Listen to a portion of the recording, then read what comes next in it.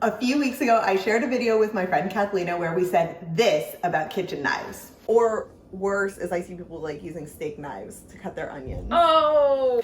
Which left a few of you wondering, well, what kitchen knife should I have anyways? So today, I'm gonna answer that question for you. Hi, I'm Amy. I'm a mom and natural food chef, and I help busy parents feed their families healthy food more often by making it easier, better, and faster with tips like the ones I'm gonna share with you here today. So I've had this knife video on my mind for quite some time now because I know that there's lots of you going to the store and looking at sets and wanting to buy some great knives but thinking they're either too expensive or you're not sure what to buy. That won't be true any longer after this video today because I'm going to show you exactly what you need to know about knives, which knives you need, how to pick them, and then a few of my favorites at the end of the video here today.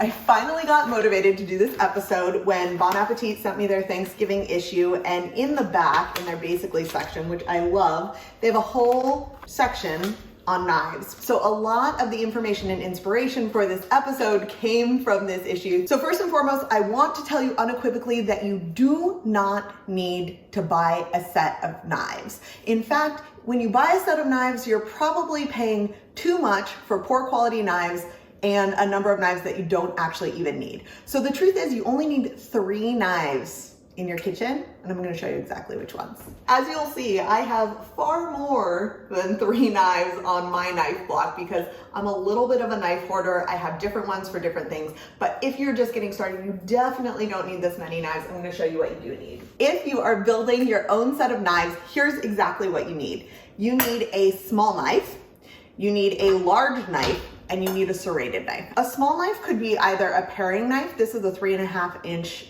paring knife, or a 6-inch utility knife. I like having both because the 3-inch knife does a little bit more delicate work, but I will say the 6-inch utility knife is nice if you're taking meat off the bone or that sort of thing. So it does have some utility, quite literally, if you do a little bit more aggressive work in the kitchen. Your large knife is gonna be your chef knife, and I have 3 different ones here to show you, although this isn't my full collection, truth be told. An 8-inch chef's knife by Victorinox Fibrox, an 8-inch chef's knife by Misen, and the classic 8-inch chef's knife from Shun. A little bit later in this video, I'm gonna tell you about the difference of between those and how to choose them. But a large knife would be anything from like an 8-inch chef's knife, like the ones I have here, a Santoku knife, which cuts a little bit differently, but is gonna run about in that 8-inch range and can be used for similar purposes. Or if you really like to get aggressive with your knives, you could have more like a 10-inch chef's knife, like the one that I have here, also Victorinox Fibrox. There's no right or wrong answer. How you use your knife is gonna be most dependent upon what you need, but at the end of the day, I recommend an 8-inch chef's knife for most people, or a Santoku knife, depending on your preference. And I'm gonna help you choose at the end which one exactly you want. Your chef's knife is gonna be the thing that you use for almost everything. So when we were laughing about cutting onions with steak knives earlier, the reason for that is that a chef's knife is your most utilized and your most efficient tool. And if you're a busy parent like me, efficiency goes a long way. The reason I'm obsessed with talking about things like knives and chopping properly is because it's one of the best ways to get faster in the kitchen. A sharp, large, well-built knife is gonna go a long way to helping you get faster. And if you're always trying to save time like me, this is a great investment.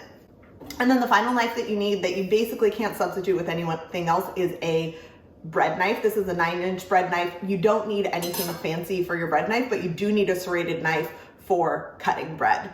That said, I just want to tell you one thing, which is that you don't want a serrated knife on any of your other knives because you can't sharpen them in the same way. So a lot of cheap knives are sold with a serrated edge to make them sharper, but that means you won't ever be able to sharpen them and keep them for a long time. So they're essentially disposable.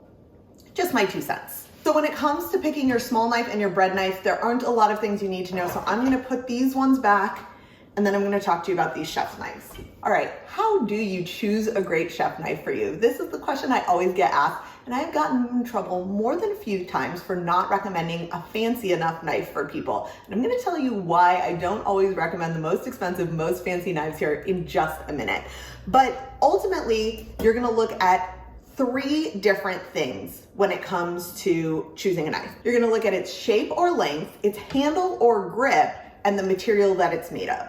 So first let's talk about shape or length. Like I said, these are all 8-inch chef's knife, but what I want to show you is that the blades are shaped differently. So the Victorinox 5-Rocks is a little bit more of a Western style utility knife, and it has a thick, wide blade. This makes it really good for chopping through big things, like if you want to chop your butternut squash, but it also makes it a little bit less precise. If I look at the Meisen, it has a little bit of a shorter blade, so it's not going to do as much of that utility work, but it does have a nice, long, strong blade. And then the Shun knife has an even kind of thinner blade. You can see the really sharp edge. Truth be told, this is actually not my knife. I bought it for my husband and he keeps it in a drawer so that I won't find it and use it. It's probably the sharpest knife that we have as a result because it gets the least amount of usage. But these are all great tools for using in your kitchen. Now, the one exception of when I would say you might want a longer blade, and I would say I don't use this blade all the time. The reason I have so many 8-inch knives and one 10-inch knife is because this is what I really use for utility cooking. This is what I would use for like cutting through a watermelon or a pineapple or butternut squash, things that need a long, hard blade. So if you're just getting one chef knife, I wouldn't recommend the 10-inch. This is more of a supplemental knife if you need it, something like you might get a cleaver or something for as well, which are, in my book, extras. So the second and perhaps most important thing for those of us who are not working in professional kitchens about choosing a knife is the grip. And this is where I tell people that no one can really tell you what the best knife is for you because it's all going to depend on what feels best in your hand. Now, the grip of a knife feels different based on a few things. It feels different based on the handle. So you can see the Victorinox has a plastic handle that's kind of wider. The Meisen's is built in and it's made of kind of like coated metal, it looks like, and has a little bit of a more shallow handle. And then the Shun knife has a wooden handle and it's more rounded. So the reason the Shun knife isn't what I picked for myself is actually because I didn't like the grip of it. And this is a perfect example. So I'm gonna move these to the side. When you grip a knife, if you want your best action on it, you're gonna choke up on the blade, which seems unsafe, but it actually gives you a lot more control. And so what you want it to do is to fit nicely in your hand and to be able to put your thumb on one side and your curled pointer finger on the other, and to work it like this. Now, for me, the Shun actually feels a little too light and the handle feels a little bit too small for my hand. So it is not my preferred for that reason. The Meisen, I can get a little bit of a better grip and control on, and the curve right here actually feels really good in my hand. The Shun has more of a kind of straight curve there that cuts into my finger. Personal preference. Tons of people love the Shun. No right or wrong, just personal preference here.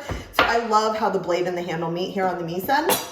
And then the Victorinox, which I probably use the most, you can see I have two of these. I actually have one in my knife kit that I take when I'm doing personal chef or outside the homework. I love it because it has a nice thick handle, so I feel like I get a lot of grip on it, and it feels very sturdy, especially for volume work. So maybe not so much for precision work, but for volume work, I really like the Victorinox 5-Rocks for that. All that said, there's no right or wrong answer. It's just gonna depend on how it feels in your hand. So my best advice is to either go into a store and feel all of the knives before you buy them, or in the age of coronavirus, when I'm filming this, to order from somewhere that has a great return policy. And for this reason, Bon Appetit recommends two places, knifecenter.com and cutleryandmore.com. So the last thing to think about when you're looking for your knife is the material that it's made of. There are two types of material that you'll often find knives made from: carbon steel and stainless steel. So carbon steel is excellent. It's super sharp, but it's also a little bit finicky. It can rust easily if you don't take super great care of it. And so I want you, before you buy a knife, because it's carbon steel, to think about, like, am I really gonna take as amazing care of a knife as this needs? And if not, stainless steel might be a better choice for you because it's very easy to clean. It holds a sharp blade, but it doesn't rust as easily as carbon steel. So yes, you're giving up a little bit of one over the other, almost like anything. But for me, where I'm kind of constantly on the go and there's maybe a kid yelling when I'm about to wash my knife, I prefer stainless steel for that reason. So we've talked about choosing a great knife. We talked about the 3 knives that you need: small, large, serrated. We talked about choosing a great knife for you. And in there, we talked about the style of the knife, the shape and material of the knife. And now I want to show you my 3 favorite chef's knives in case you just like want a nugget of which one you should buy for yourself, and you need some details on which one of these might work for you. I'm gonna go by style and price here. So I'm gonna start with our Western knife, which like I said, is kind of the most heavy duty, the most durable, but the least precise. That for me, that's the Victorinox Fibrox. This is a Western style knife. I have the 8-inch one and the 10-inch one. And like I said, it has a wide blade, so this is excellent for like crushing garlic or cutting through hard squashes.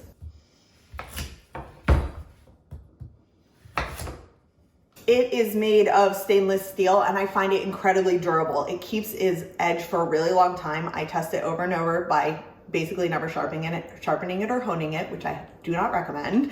And this is like the workhorse knife. This will run you about $35 to $50 depending on when and where you buy it. And it's maybe the least sexy knife, but the most utilized knife in my kitchen. The second knife I want to show you is this Misen knife. They were kind enough to send this to me so that I could try it out. And I gotta tell you, it's beautiful. I mean, it's not a Japanese style knife. This is actually a mix between Japanese and Western style. So what Misen says is that they took the best of both worlds and combined them. It has 2 times the carbon content of most knives. So it may be a little bit finicky in that rusting, but it's gonna be an edge that really keeps, which is amazing for those of us who have little time to get our knives sharpened or sharpen them ourselves. And this one runs you about $60, I think $60 to $75 depending on when you buy it. I love that because this is a super high quality knife for not that much money. So in the event that, I don't know, like a family member gets a hold of your knife and accidentally puts in the dishwasher or something happens to it, it's not gonna be totally devastating, which I don't know about you, as a busy parent, I just can't worry about one more thing. So I love that about the Misen. I use my Misen for chopping lots of things. This is also the newest knife in our house, so probably the sharpest in its current state, but I get a really smooth cut with it. It has great utility. It's not too delicate, so I feel like I could go through something like a hard winter squash with it, though I'm not ready to do that with this knife. And I can also get a nice thin cut if that's what I'm looking for. Misen also sells a kit of the paring knife and the bread knife. So if you just wanted an all-in-one gift for somebody, this might be a really good option that isn't one of those like cheap sets from Macy's that's gonna have a serrated edge and not last you a really long time. And finally, we have the Shun, which is a Japanese style knife that is made of stainless steel. And it runs about $150, which is why my husband protects this from me, because even though I use the knife the most often, I care for it the least. The Shun is gonna give you amazing precision. So if you are someone who just wants to practice making really fine cuts, then this could be the knife for you. Or I don't know, you're making sushi at home all the time. So let's see how thin we can get with this. I'm also being more precise, so it's not really fair. So this one is giving me like paper thin cuts. And likewise on the cucumber. Because of its thin edge, I can get a lot finer, thinner cuts. Ooh, these are so pretty. And how thin you can get there is really just up to your patience level and your imagination. So which chef's knife is gonna be best for you? I really can't say. You cannot go wrong with one of these knives. I would just take into consideration your price point, the type of work that you're doing in the kitchen, and how carefully you're going to care for it, because I'd be real sad if this Shun met its unlikely demise with a butternut squash. But this Victorinox Fibrox, first of all, it's not going to meet its demise from something like that. And if I needed to replace it, it's a lot less expensive. If you're looking for other great kitchen gift ideas for folks in your life, you're gonna love this review series that I have on YouTube, and you'll want to subscribe to make sure that you're getting all my latest videos when they come out every week.